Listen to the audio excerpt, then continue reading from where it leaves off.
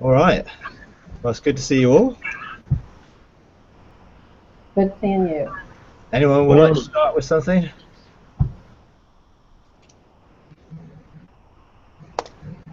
Anyone got any questions they want to start with? Ooh, everyone's gone quiet now. It's like, oh, okay. Everyone was chatting and now everyone's silent. Oh, here we go. Okay. You'd like to share something or ask something? Yeah, I'm always talking, so I'm trying to defer. Okay, well, I'll ask one if nobody else is going to step up. okay. Um, so tell me the difference and compare. Where Ian's teachings, and I know you've talked about it, the bench of three or the bait den. How does that? And then in the New Testament, you've got for years we've been functioning with elders and deacons. Mm. So, in the fivefold ministry. So, how does the bait den or bench of three compare with like your elders and the deacons that function in the church? They were well, for us, we have three elders. Yep. So basically, there are a bench of three. But so, what's the difference? And what's the difference in function and all of that? Because I mean, even with that, it was based on a relationship for me, anyway. Oh yeah, You sure. know. Yeah. I mean, the difference is in the nature of the governmental order of it. In that, in a sense, you can call them elders or anything you want to call them. In a sense, the Bible obviously uses that Paul appointed elders in each place, and that was a word that was a word for respect. Obviously, it didn't mean that they necessarily had to be old, but it was shown as a sign of maturity or respect. And obviously, you wouldn't want someone who was operating in a governmental role who didn't have that maturity or respect. And of course, it was described as what are the characteristics and the character of those people that would need to be for them to function in that sort of role. And I think that's just a sort of a basic explanation of the character of people in leadership in general. You had in the early church, you had the 12 apostles who operated in government over the first church, and you had within those 12 apostles 3 who Jesus had as his inner circle, if you like, who were their bench of 3 for that 12. So Peter, James, and John initially, until they then began to go out from that place. And you had James, who also was involved in that when it came to Acts 15, I think, when they start talking about deciding legislative decrees. Now, at that point, I think they were still operating very much in this interim transitional period, because it wasn't until Peter had the vision of the sheep coming down with the animals that they basically took on the revelation that this was for everybody and not just for the Jews. So they needed that sort of impetus to shift from Jerusalem to Judea, Samaria, to the ends of the earth. And it actually wasn't until persecution came that they really actually were forced out, because they didn't want to, basically, I think. But others were sent out. Paul was obviously sent out with that message. So in Acts, you also have the issue of deacons, who were the 7 who were filled with the Holy Spirit, who were to administrate, and they would be classed as the bench of 7 within a church setup. So you have the bench of 3 who would be classed as elders, and then you have the bench of 7 who would be the deacons. When you go back to the original Hebrew kahal, you needed 10 to form a house. So you had to have 10 what they called house officers to establish an ecclesia. And that's really then what happened when Paul went around. he began to appoint elders, and then the elders in each area or city or ecclesia began then to appoint the deacons, who were the bench of seven. And that bench of seven would have the angel of the house, who was the one who carried the apostolic vision from the three to ensure that the seven outworked it according to heavenly government rather than earthly, because there's always a temptation for pastoral people to administer earthly rather than heavenly, and that's where we had the whole challenge between pastoral and apostolic. And the foundations of the church were apostolic and prophetic until Constantine decided to merge state and church together, and he decided that he would appoint old priests so they weren't be out of jobs in a new position, and therefore that's when the whole thing started to seriously go downhill.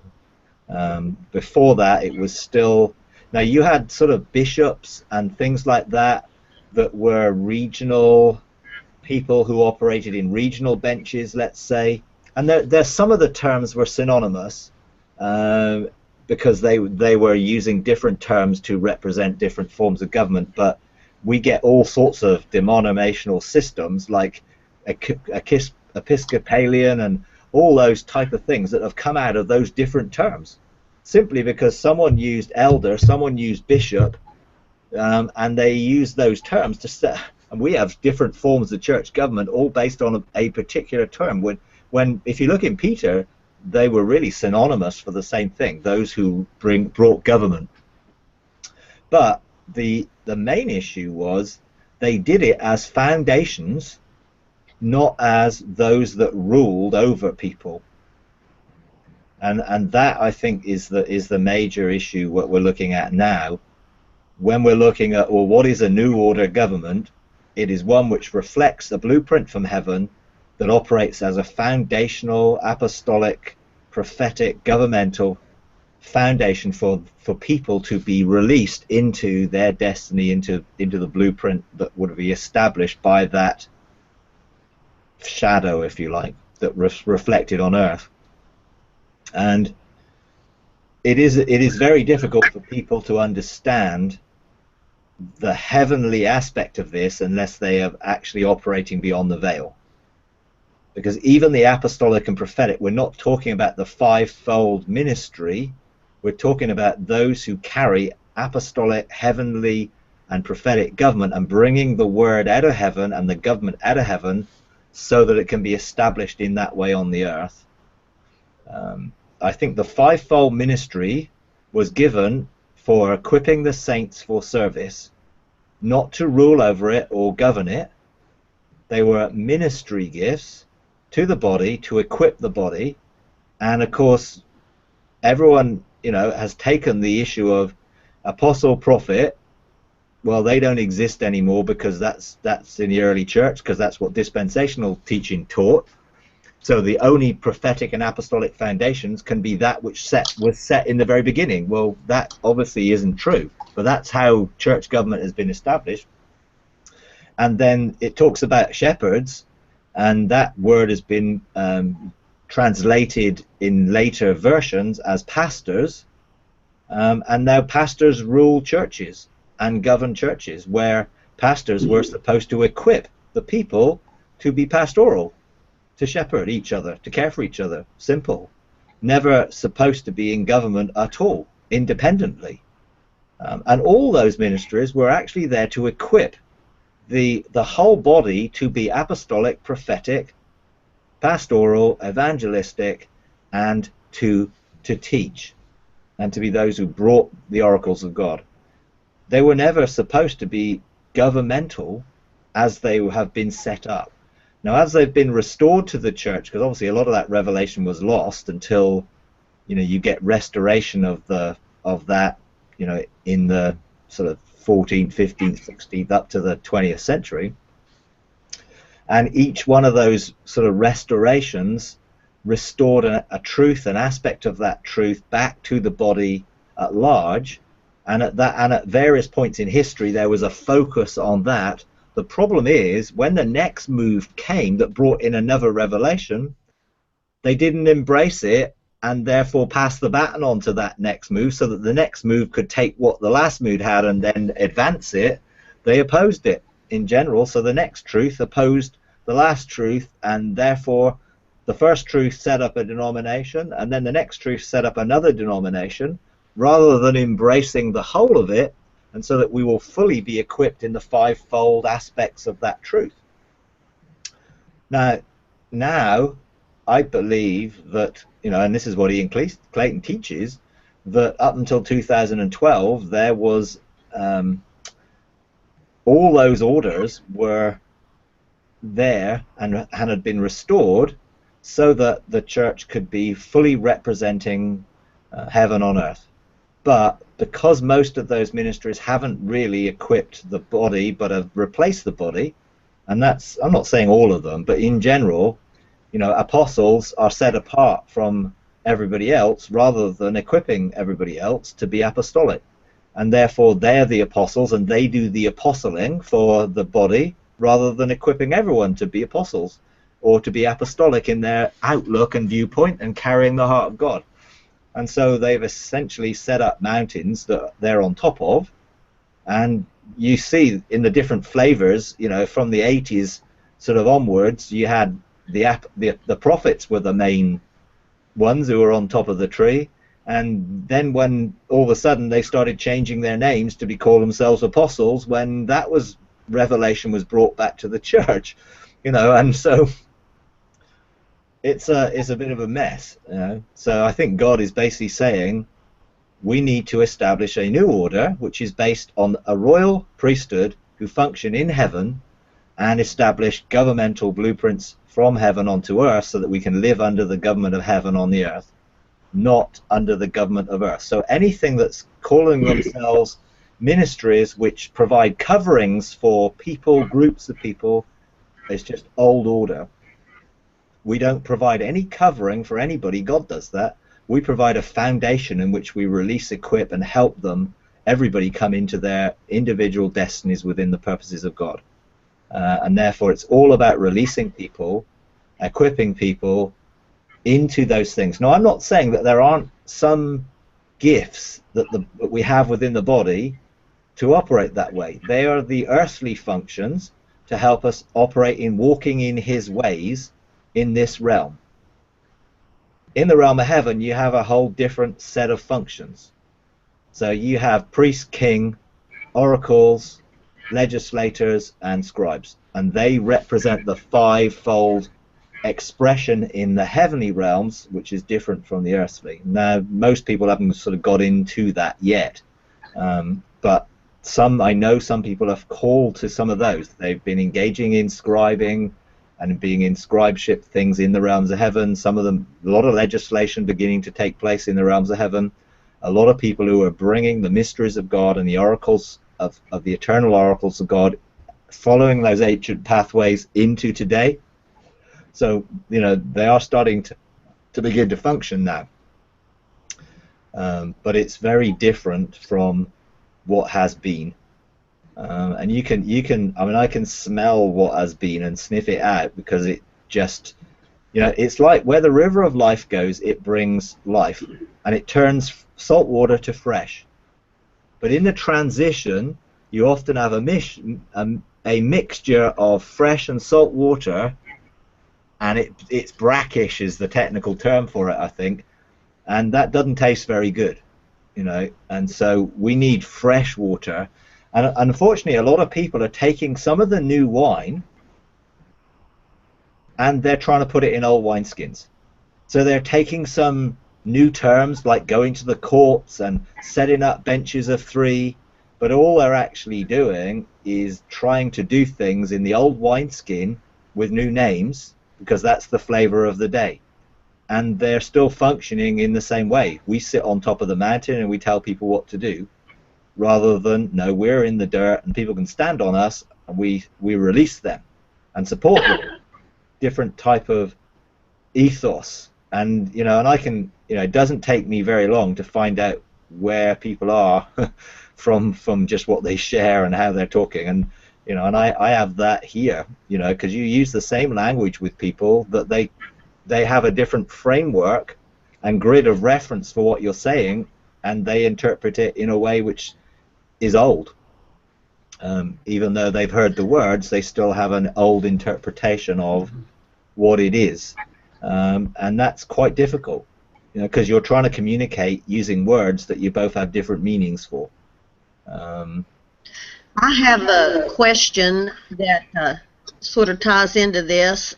Supposedly, on February 28th, we entered into a new cycle, which was the Days of Judgment, and there was a little thing online talking about how an angel assigned to the original 70 nations stands before the rest. And when we were praying, my husband and I, we entered into the court. We saw the throne and things, and I didn't know, you know, is there some special interaction during this time, or some special interaction that we can do in interceding for the nations, or your thoughts on that? Yeah, sure. I mean, this is a really, I'm getting a lot of questions about this right now, and some of I'm only going to share from my personal revelation and experience.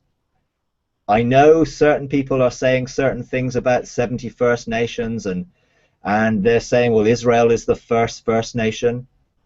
To me, I got to be honest, it's nonsense, because Israel didn't even exist as a nation when there were other nations, and I think it's sort of been come about because there are 70 on the Galactic Council, and therefore what do they represent?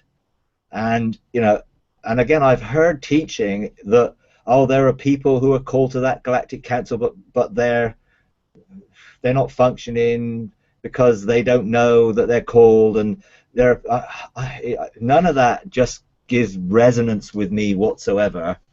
When I've been there, and I have been there, it's been a bench with the thrones with the Father and 70, you know, of these Galactic Council who are in this horseshoe that we engage with. Now, I don't think you can just go and engage with the Galactic Council. I mean, if you've never been into a court of the mobile court, or you've not been in the Court of Chancellors, or you don't know the protocols, I think God may be calling people to observe, to see, hey, this is something that's there, but you have to understand and then search the protocols for producing a case to go before the Galactic Council. And it's not, I mean, I've been there. First time I went there, it was so bright, because it's not in the realm of heaven, it's in the realm of the heaven of heavens. And so it's so bright, I couldn't even see it. So the atmosphere was different. But I eventually, you know, sort of tuned into it and, you know, observed what was going on. And yes, there is 70 days of judgment, but we need to really understand what judgment is. It's not so that we can go there and get punishment poured out on the earth. Jesus made it very clear to James and John, who were, you know, the sons of thunder, that as they were called, that we were not going to call down fire from heaven onto this village, because that's what they said. Shall we call down fire from heaven because they've rejected you? And he was like, come on, guys, have you not got this yet? You know, we're not here to bring down the fire of God's judgment. We are here, yes, to have fire, but that fire is a totally different fire. It's something we can go through and come into by going through the fire into the kingdom, you know. And how can I put it? There are people who are talking about engaging the Galactic Council who aren't even on their own mountain.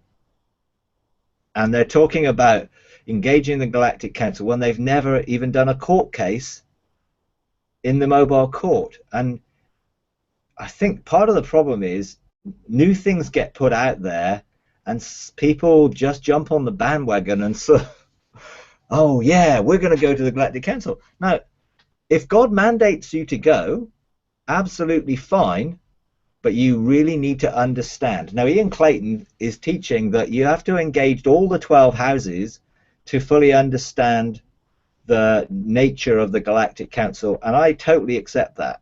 I mean, I'm working on the 12 houses and what they do in terms of government and alignment of government. If you're called there, I believe you can go. And if you're called with a mandate, I believe that you can go and present that mandate. Even if you don't have all the other revelation, if you're called, you can go. But when you go, you need to understand a little bit about how you present a case.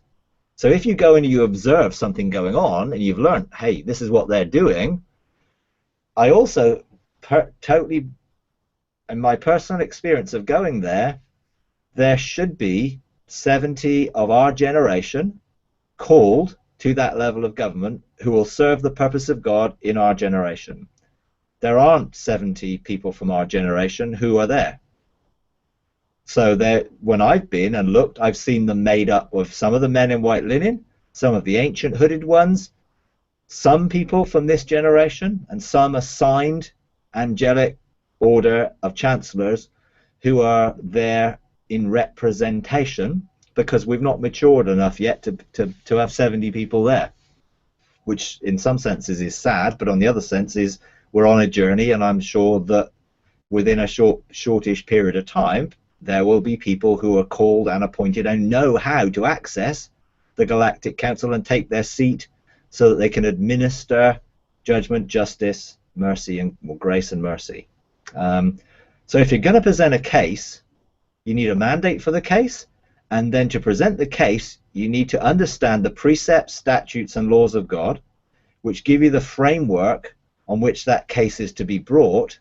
Then you need to know, and that is from what was, then you need to know what it is now that you're coming to bring judgment into. So what are the present legal rights that there is, that the enemy has effectively, to cause the things you want to see changed, challenged? And so you have to have a case.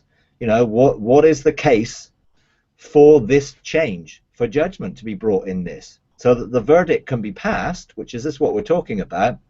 Judgment is making a verdict. It's actually saying yes or no. And there are things which the enemy has legal rights. Unless we remove those legal rights, we can only limit and not stop.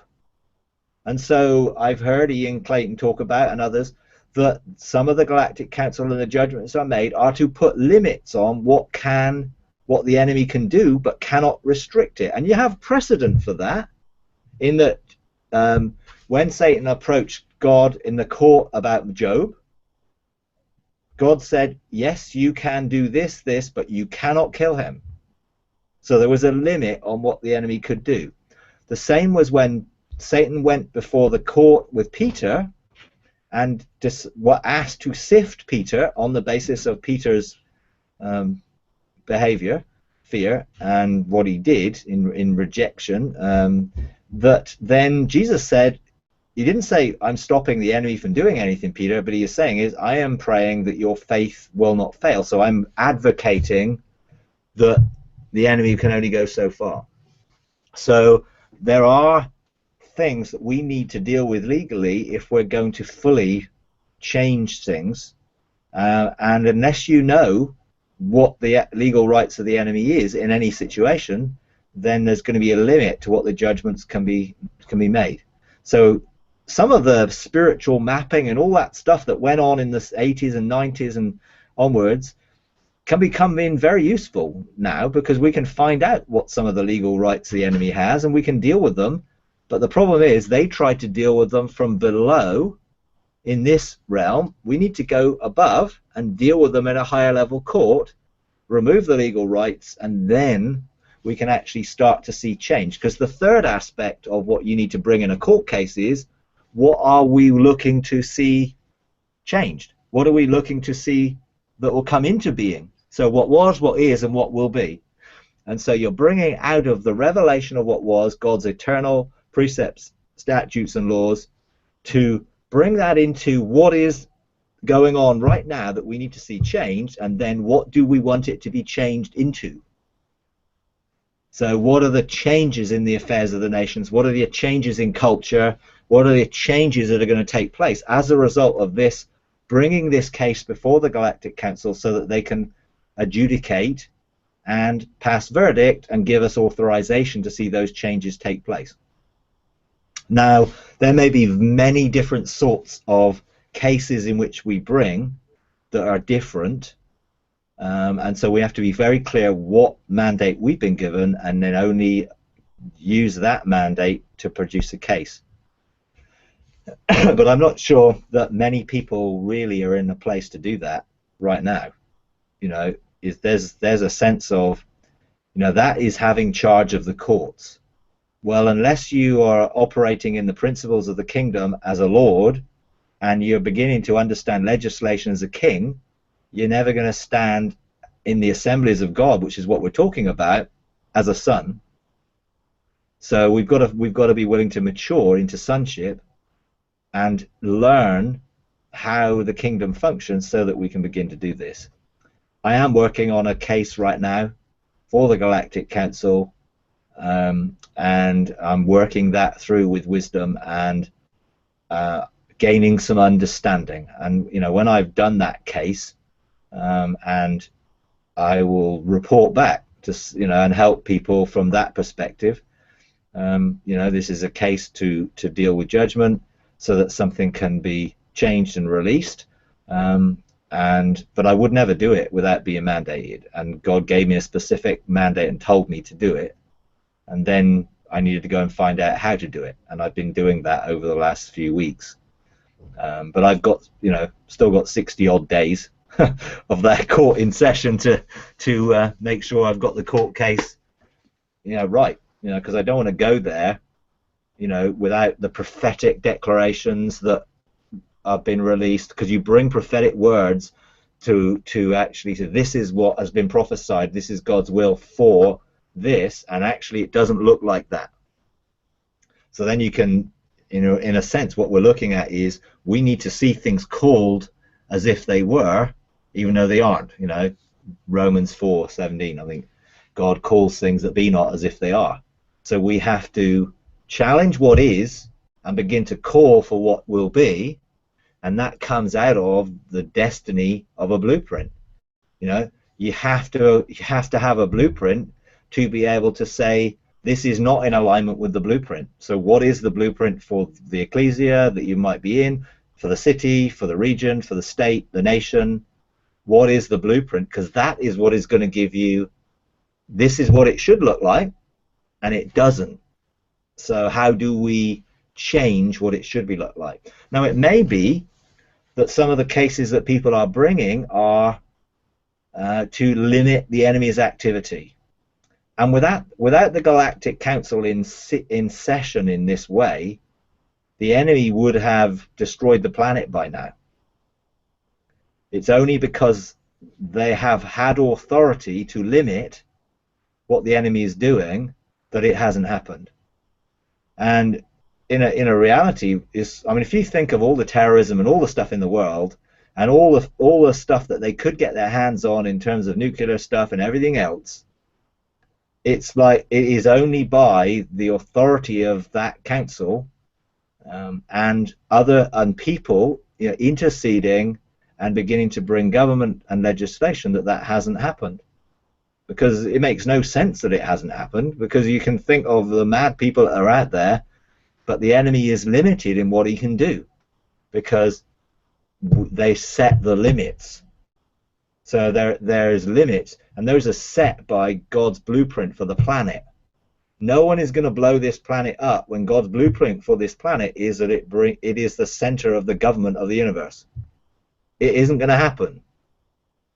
You know, I'm not saying there aren't things that do happen, but there are limits that the enemy cannot destroy the purposes of God. What he can do is obviously destroy people's lives if they do not come into a relationship with Jesus. And he can affect the culture of a city or a region because of sin, unless we deal with that sin judicially and begin to administer judgment into the situations, which is why we got to be operating beyond the veil in judicial government. But everyone's got different authority spheres to do that in. I wouldn't do that over something that I'm not authorized to do. I know I can do it over the church here, the government here, because I'm part of the bench. I can do that for my town because I've been authorized. I'm part of a bench. I can do it for my region. I can't do it for our nation as yet, although I have seen the pattern of government that needs to be established for our nation, which, I have some things I can do in terms of calling people forth into government, and out of heaven releasing sounds that will draw people into government in the future. And all of us will have different dimensions of authority that we can operate in. So yeah, I've heard a lot about this recently, and I'm only really going to teach what I know from experience, not what other people are saying, because I've not seen that, and I don't believe that there are 70 First Nations. What about the 190 nations or 200 nations that are on the earth? Have we got no legislation towards them? That may have been 70 First Nations at one stage, but there are a lot more now. And certainly what some people are saying about those, I don't resonate with, so I'm just going to put it on the back burner. If God wants to show me something real, change about that and give me revelation in the future, then I'm open for that. I just don't have it at the moment, and I just don't resonate with certain things that are being said right now. But who knows? I'm not saying those people aren't right. I'm just saying it's certainly not in my revelation, and therefore I'm not gonna try and teach something that someone else is saying. Mike, can I ask you, in this court, is there a huge gallery to view, like this huge stadium seating kind of gallery? There is a gallery in all the courts, where we can observe and see what goes on. But the different courts, all appear different. So the problem with me is, when I go into a setting like that, I just focus on getting on and doing what I'm supposed to do. I don't tend to look too much at, well, where am I, what's going on, because my spirit knows where it is. And when I'm taken there, particularly by wisdom, or which I have been in various courts and introduced to it, it's more, I'm not really looking that hard at what it looks like. And to be honest, it may well appear differently because we're all wired differently, and God wants to communicate something through the experience, that this is a level of governmental authority. And whether we all see exactly the same, I don't know. My experience is that we all see things slightly differently, but what they represent is the same. Because we are all different. And we all have for instance, if we were to use, there's a difference between engaging in a vision, in seeing something that the symbolism relates to us in a way which we understand something, than being there in a trance and being there soul and spirit, or being translated there body, soul, and spirit, which obviously Enoch and Elijah certainly were, and there may well have been others. Well, they were the original ancient ones who have been translated there body, soul, spirit. But I would suggest if most people went there body, soul, and spirit, they may not come back. So I go there sometimes spirit and soul, because I'm taken there in that very first person, suspended from this realm to engage that realm. Majority of the times I'm going there in my spirit, and my spirit is knowing and perceiving and understanding where I am, what I'm doing, and what's going on. But I'm much more about the function rather than the form. So I'm not really a very good one to ask when it comes to how things look, because I'm not that bothered. I just want to know how to operate in it, because I want to do what I'm supposed to do. I'm not really worried whether it's got a gallery or not a gallery. But I have been in a gallery initially when I went to observe. Now, you know, what does that really mean? Does that really mean just there's a place that we can go to observe something to get an understanding of it? Yeah. You know, I think that's what it really means.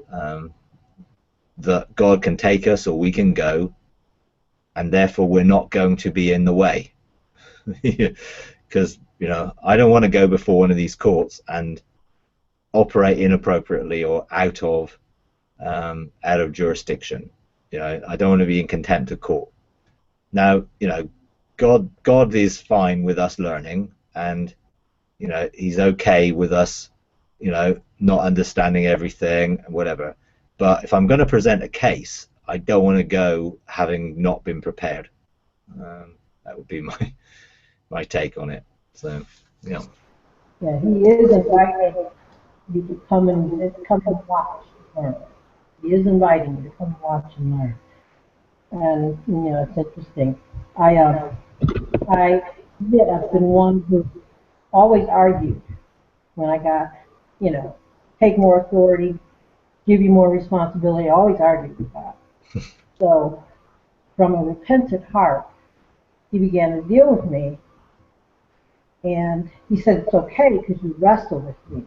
And he said, if you're going to wrestle with me, why not wrestle with me and not love? Yeah. And it changed. And Awesome. I got to see a little more of school after that encounter.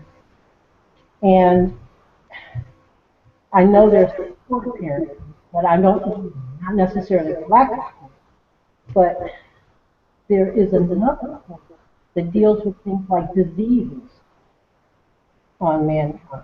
You know, I don't know if it's over regions or what, but some of these things that are playing havoc with mankind. And I heard the term Regency Court. Have you, I mean, and I know we all here too, have different language. Have you ever heard of this particular court? So what is it? What is it? I heard of Regency Court. Regency Court. Okay. I personally feel that many of the different titles for courts are more to do with what's going on in the court rather than what the court is.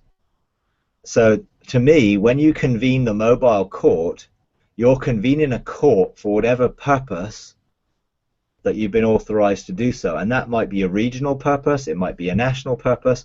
So it's like a courtroom is a courtroom. That courtroom can house a court which is with jury and judge.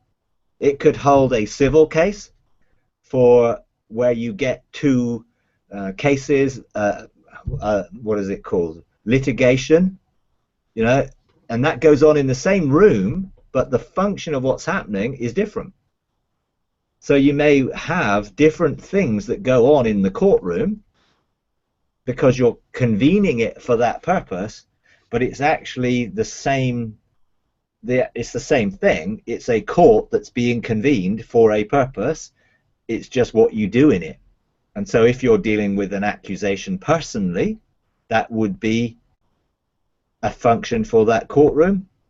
If you're dealing with something, you know, as an ecclesia, that would be something, you know, the process is essentially similar, but what goes on there would be slightly different. And there may well be different proceedings that we get to be involved in depending on what we've been authorized to deal with or our mandate to deal with it. And some of them will definitely be regional in the authority that they carry. But that's not the fact that the court is regional, it's the fact that you are regional. Because you have authority to bring that regional issue before the court. And you know, some of those may be national issues, and it's depending on the sphere of government that authorizes you to operate there or in a direct mandate you've been given. Because sometimes you can operate outside of your sphere if you've been given a direct mandate. Because God is looking for people who are willing, and sometimes there are people who should be doing things that aren't, and therefore he'll look for someone who is willing, even though they may not be their direct authorized area, but they can operate there because of a direct mandate from God. You know, and I've done that. in certain things in certain places, but only in agreement. You know, when I go to another nation or I go to another, I need agreement with the people I'm going to operate on their behalf. I would never presume, even if I've been mandated to do something. You need agreement between heaven and earth, you know, and I'll always ask for that. You know, can we come into agreement for this that God has shown? Because I think that shows respect, you know, and I think we need to respect the different places of authority, you know, that there are, you know, and I'm certainly sensitive to some of that. But yeah, you know, so I think, you know, I've heard many people use many terms, but I think it's all the same basic thing. There is a court, you know. Now, there obviously are other courts, like the Court of Chancellors, like the Court of Angels. You know, there are different courts, but they're, you know, and there are different things that operate in those courts. But I can't convene. Well, I don't think I can. Well, I suppose I could, because in a role as a chancellor, I could convene a chancellor's court. But I would not convene some of the courts, because they are a higher level above my pay grade, if you like. You know, but they are convenable, and you can go to them and you can present a case there. But it's not the same as dealing with accusations and dealing with issues of legislation in terms of legal rights and those sorts of things. You know, they're much more about judicial protocol and having sealed scrolls and mandates and things like that. You know, when you go before the Court of Angels, you're looking to present something to that court for their participation. You know, and there's biblical precedent for that, where God had the assembly of the angels, and he was saying, okay, we're going to deal with this Ahab guy. Who's going? And one volunteered. Yeah, I'll go. And so in the Court of Angels, they recognize our governmental authority, and they will respond. And some of them will be assigned to that. And the same with the Court of the Upright. Some of the men in white linen are specifically assigned to particular people, gifts, blueprints, because they recognize something that resonates with theirs, and they want to participate in the full outworking of that. You know, for us to learn. There's a lot more for us to learn, and I think we're just beginning to start to understand some of the protocols. But the more we continue to proceed and learn, the greater that we will have authority. Because, you know, according to Zechariah 3, 6 and 7, we should have charge of the courts, you know, and charge of the house. So, you know, that's something which is our destiny, but we have to learn and mature in that process. You know, which is why, you know, I do get somewhat concerned when I hear people talking about, well, they're going to go to this court and they're going to do that, when they're not even on their own mountain and they're not even governing their own life. You know, we need to be administering the kingdom in our own circle, in our own mountains, before we go and think about doing it somewhere else. You know, because actually, if we're not faithful with little, why do we expect that we're going to be given faithfulness in much? And so it's like, well, I can't really be bothered with dealing with my stuff. I just want to deal with the nation. It's not going to work like that. You know, God is not going to release authority to deal with a nation when we can't even govern our own family, you know, or our own church setting. You know, it's very much going to be a progression of maturity and a willingness to embrace transformation in that process of maturity. You know, but you do hear a lot of people talking about a lot of things which I think they may well be picking up secondhand from other people's teaching, and then trying to make it their own. And I'm not convinced by that. You know, I'll teach what I know and what I've experienced and what I'm authorized to do. I don't want to rehash someone else's.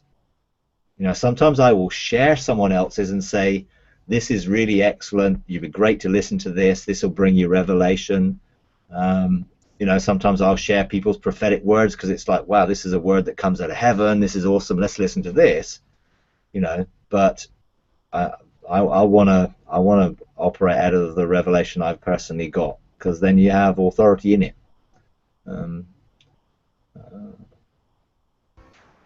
What do you think means when it seems that you're assigned a particular scribe? I mean, the same scribe every time you're there. It's the same scribe that you encounter.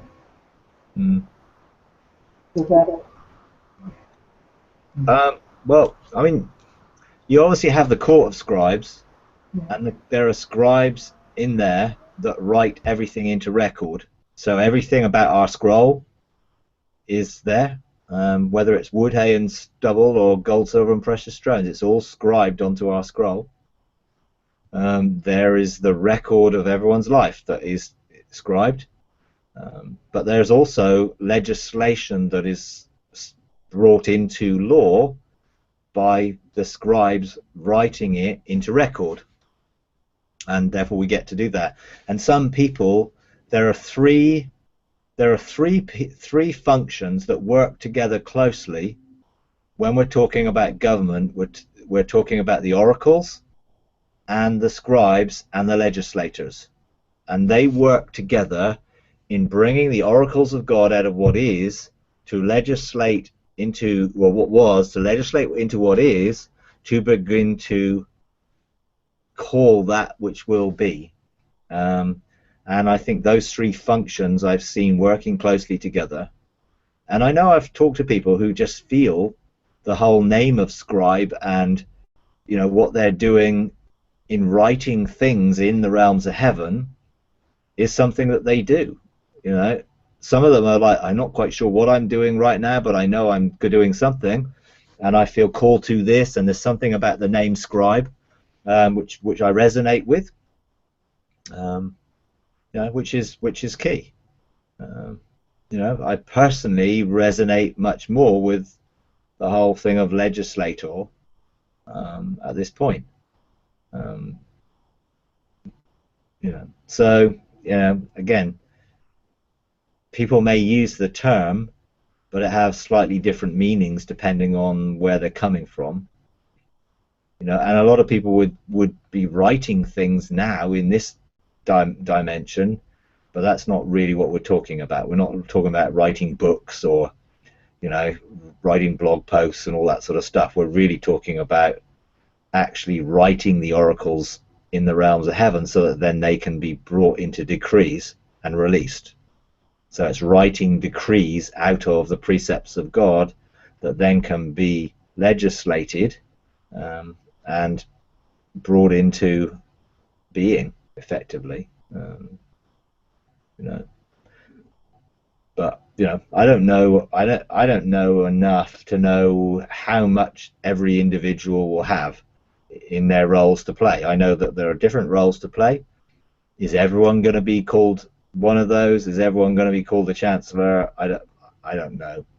People have to find that out in their own destiny. I think we just have to go with, you know, what we know and what God is calling us to, and then we know we're on safe ground and we're authorized to operate. And the little ones we do at a time. Yeah, yeah. Okay.